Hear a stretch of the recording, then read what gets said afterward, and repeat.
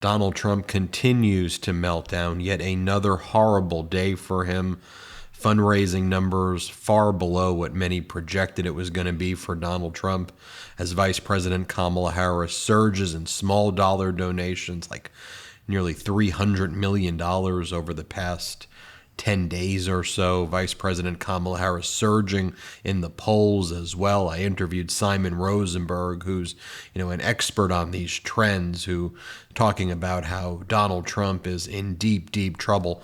What's Donald Trump doing? Posting weird stuff, sending very bizarre emails. Let me show you some of the emails he sends. I subscribe to his listserv, so you don't have to.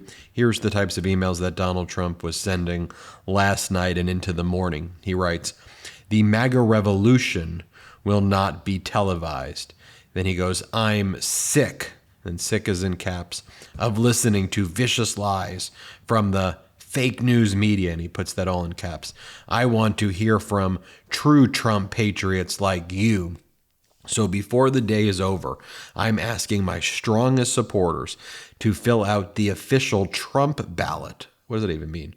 "Democrats think we're finished, but I need your response to show them the MAGA revolution is just getting started. With your support at this very critical moment, we will," and he puts this in caps, "demolish the deep state and take back our country from the," and he puts this in all caps, "corrupt ruling class."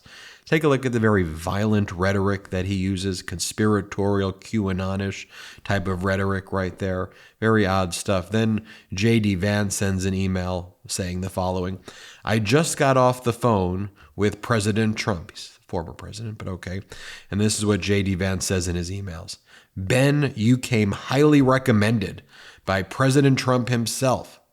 I came highly recommended. Wow. "So now that I'm recruiting the strongest MAGA Republicans to join my official vice presidential advisory board, I want to extend the very first invitation to you," he says. Wow, JD, I'm your first pick. Look, y'all have some really bad vetting done over there. Horrible vetting that Donald Trump is the leader of your party. Horrible vetting that you became the VP. All very odd. And then this is the final email that they sent a ton of these. I'm just going to read you three. "Stop," it says. Alert from Trump. "Stop. This could be your last chance to own a piece of history. Almost sold out. Official Trump MAGA shirt. Make America Great. My famous red MAGA shirts are nearly sold out, and I want to make sure you get yours." That's what Donald Trump's doing. Then Trump called into a radio show to tell the radio show, right-wing radio show, that he's not weird. Because, all the messaging is like, man, Trump's really weird behavior. So Trump calls a radio show and goes, "I'm not weird." Here, listen to what he says. Play the clip. Well, they're the weird ones, and if you've ever seen her with the laugh and everything else, that's a weird deal going on there. They're the weird ones. Nobody's ever called me weird. I'm a lot of things, but weird I'm not, and I'm up front. And he's not either, I will tell you. JD is not at all. They are. And then he proceeds to repost Laura Loomer over and over again in her hateful, racist posts. I've been covering a lot with Trump's connections with Laura Loomer. She's Donald Trump's top campaign surrogate who goes out there and just says hateful things. So here Laura Loomer refers to one of the panelists, Rachel Scott, who was asking Donald Trump questions at the National Association of Black Journalists event. Laura Loomer calls Rachel Scott a rabid, anti-Trump liar, an anti-white racist who is attacking Trump for speaking the truth about Kamala Harris. Donald Trump reposts that. Laura Loomer then says, "Not only does Kamala Harris's own birth certificate prove she is lying about being black, but CNN even once did a whole video interview about how Kamala is Indian and not black." Donald Trump reposts that. Donald Trump's reposting a message that says Vice President Kamala Harris is lying about being black. Then Donald Trump reposts a purported birth certificate of Vice President Kamala Harris, which shows that her mom is of Indian descent and her dad is Jamaican. And then Trump saying that she's not black because her dad's Jamaican. I mean, that's That's the messaging coming out of the Trump campaign. Oh, and while they're doing that, they are grifting with bulletproof Trump whiskey glasses that are being sold as ads in between Donald Trump's posts. That's what Donald Trump is doing. Donald Trump is also whining that oil prices are coming down. He's upset in all caps. He goes, OPEC nations are going all out to drive down oil prices. I think it's a good thing. In the hope that crazy Kamala Harris will win. Oh, now OPEC's on her side. Wow, that's interesting, considering that they gave your son-in-law, Jared Kushner, $3 billion. Then they will really reap the rewards. She will be a disaster for the USA. You know, I've told you what happened with OPEC before. President Biden and Vice President Kamala Harris actually broke the OPEC cartel. It's a cartel, OPEC. Cartels don't like to lower their prices. They like to price gouge. They try to make their oil as expensive as possible, over $100 per barrel. But what President Biden and Kamala Harris did was they sold America's strategic oil reserves at a certain portion of them at a high price. Then they got because they added all of this supply, the demand went down, so the price went down.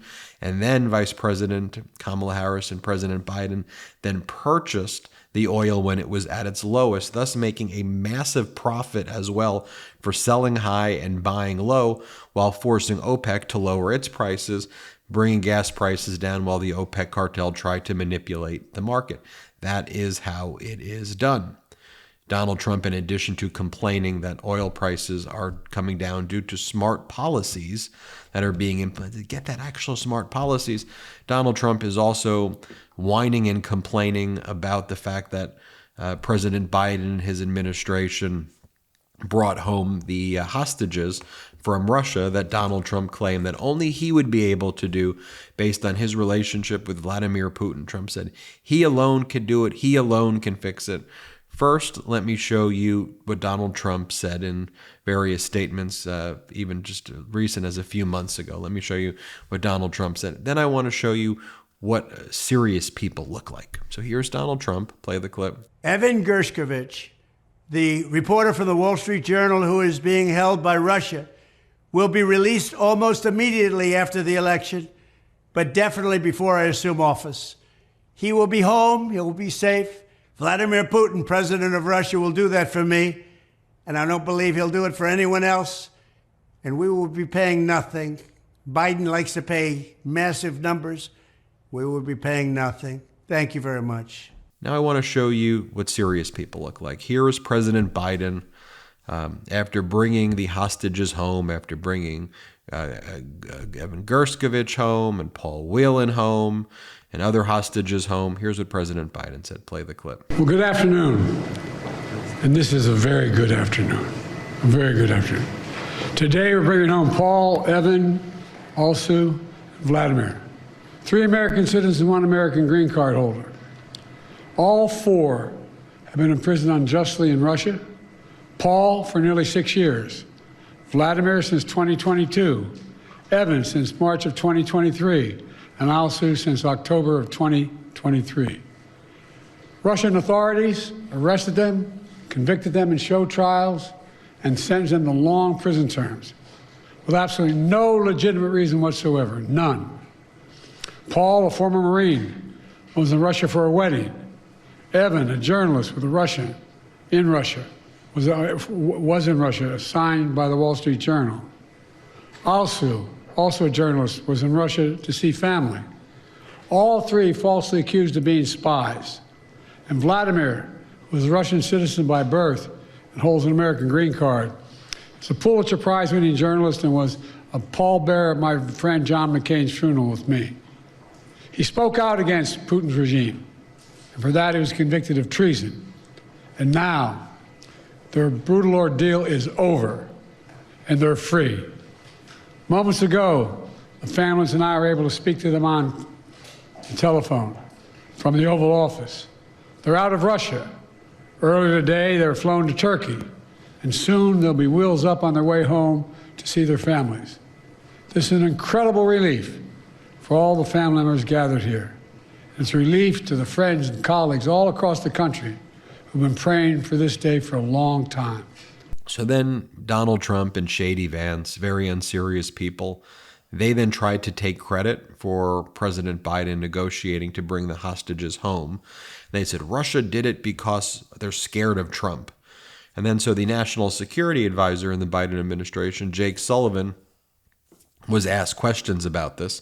First, let me show you Jake Sullivan choking up, though, because, this was hard work by him. And for him, it's about the people. It's about the hostages and the family. He poured his heart and soul into protecting America's interest abroad. So he was proud, and he's like crying as he's given this press conference. Take a look at National Security Advisor in the Biden administration, Jake Sullivan. His goal has always been to put the families first, the families who are enduring an unimaginable ordeal. From the president on down, we've stayed in regular and routine touch with them. I spent a lot of time with the families of Evan and Paul and Alsu. And most of the time, as you can imagine, those are tough conversations. But not today. Today, excuse me. Today was a very good day.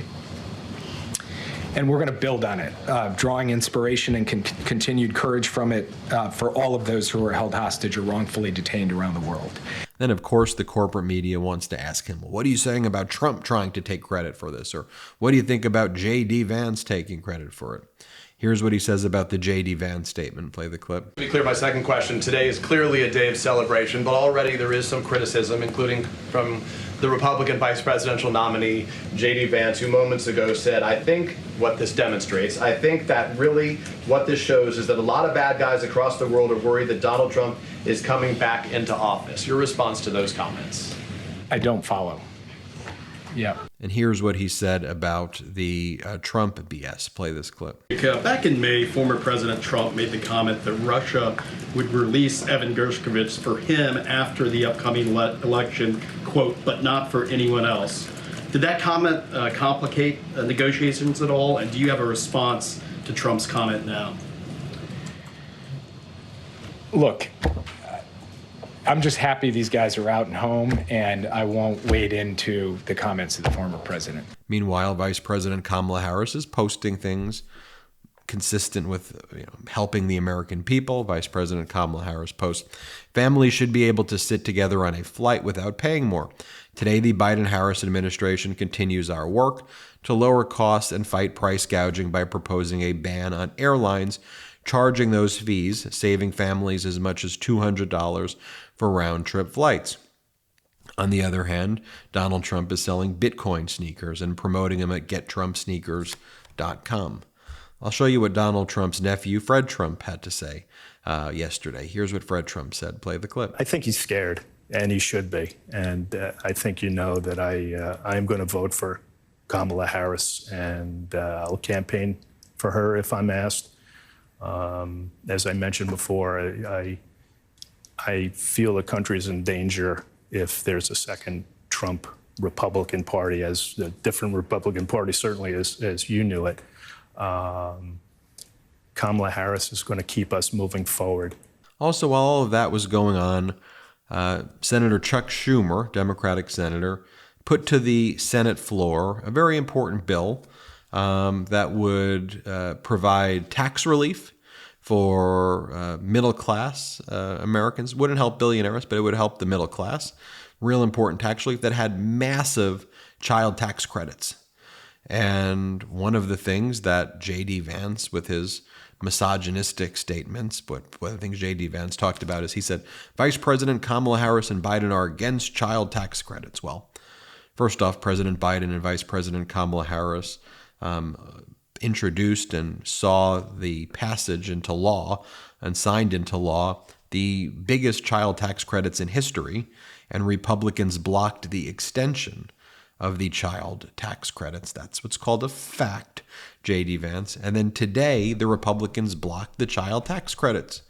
Democrats were trying to give tax relief to middle-class Americans, to people with children, not billionaires, but regular, hardworking Americans. Republicans blocked it. J.D. Vance didn't even show up.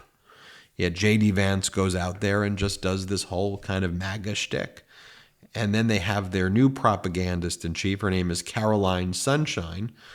he or she is. This is just ridiculous to watch. Here, play this clip. And look, what President Trump, I think, was communicating is he's the great American warrior. You know this. You just watched him take a bullet for democracy and come back to the state of Pennsylvania. But he's selected a fellow warrior in J.D. Vance. And President Trump, as we know, has an exceptional eye for talent. He picks the best people for the job. And as we've continued to see, I thought this was really interesting. I had a colleague earlier come up and tell me J.D. Vance's book, Hillbilly Elegy, and the movie that it was based off of on Netflix, both reaching #1 in the book charts and the Netflix charts, because what we're seeing is the more the American people get to know J.D. Vance, unlike Kamala Harris, the more they like him, the more they want to know him. And he's from a community of forgotten men and women. And as I said, President Trump has an exceptional eye for talent in who he chooses, and he understands how high the stakes are for this country, and so does J.D. Vance. You know, you look at what was on CNN, Americans freed and prisoners swap land in U.S.,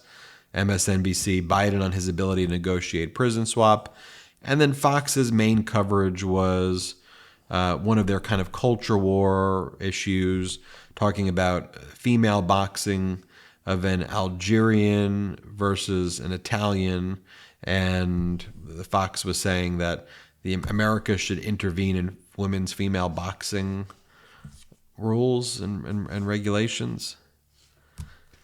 Hit subscribe. Let's get to 3 million together. We'll keep you posted. Hey Meidas Mighty, love this report? Continue the conversation by following us on Instagram @MeidasTouch to keep up with the most important news of the day. What are you waiting for? Follow us now.